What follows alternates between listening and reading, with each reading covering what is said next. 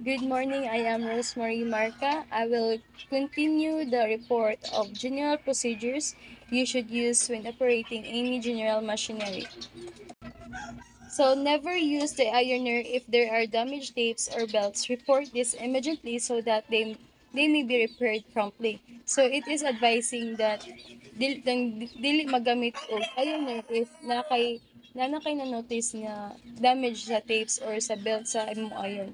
If you do happen to come across any issues with the tapes or belts, it is important to report it away so that they can be fixed promptly. This is crucial for ensuring the safety and proper functioning of the iron. Second is always use the safety functions and hot presses and make sure all press pads are clean and in good repair. So it is emphasizing the importance of using safety functions and hot presses. And additionally, it highlights the significance of maintaining clean and undamaged press pads.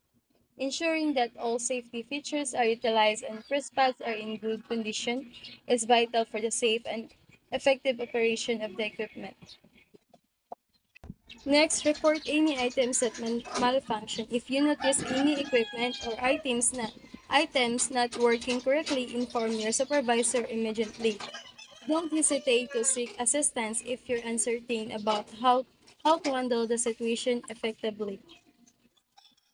And next is never stand in water clean up spillage immediately.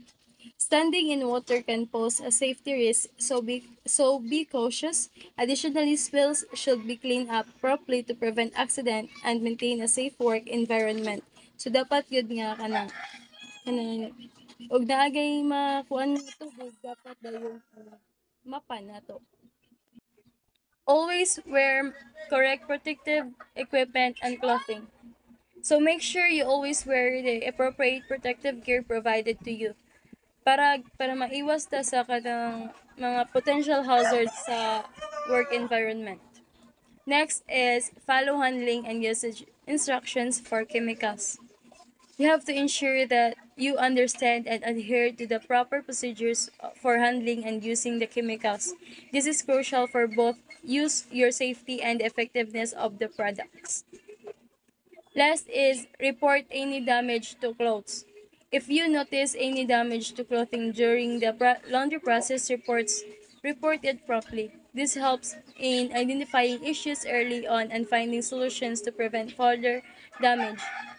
Dapat if nanakay na nakitaan galing nga stains or unsa ba na sa imong laundry sa paggamit da sa imong chemicals nga dili gali mao nga paggamit sa chemicals mao na siya ang so dapat dayon ta nga mo approach dayon sa ato ang mga supervisor or kisay available nga pwede na itong i-approach sa laundry department.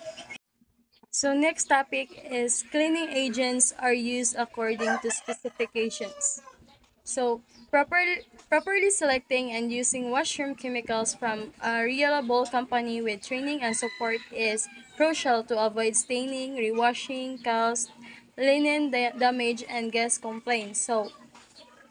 So sa kaning cleaning agents is kanang dapat gid nga magamit og mga sa mga cleaning agents is dapat na gyud mga specific gali nga kanang unsaon siya paggamit ug asa siya gamiton ang kanang mga cleaning agents. For example sa Sunrox kanang white pang di ba pang patanggal rin gina siya sa mga stains o sa white nga linen. For example, sa white nimo nga colored is na ay stain. So dapat nato nga ang gamiton sa pagkuha sa stain is katong Sunrox. Then if ang imong decolored nga kanang cloth is kanang naiman siya. So di gyud ta dapat magamit og kanang Sunrox kay makuan man siya sa pangalan niya mas musamot gali ang iyahang stain sa imuhang clothes ana siya.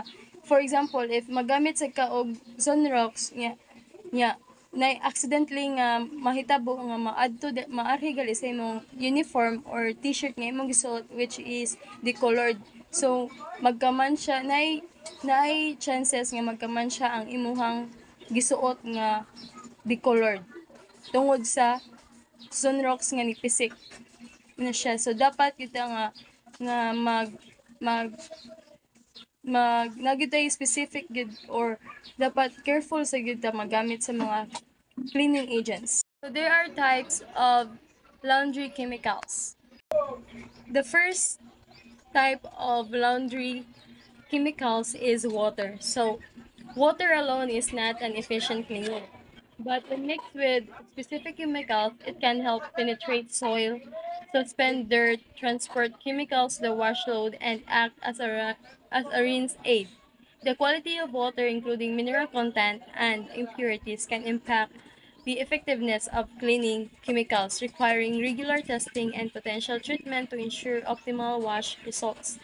So, kaya naman ito, water is water. So, ang kaning water is gi-include ni siya sa type of laundry chemicals because kanang pwede man gani siya makapa kanang mga labata, di ba?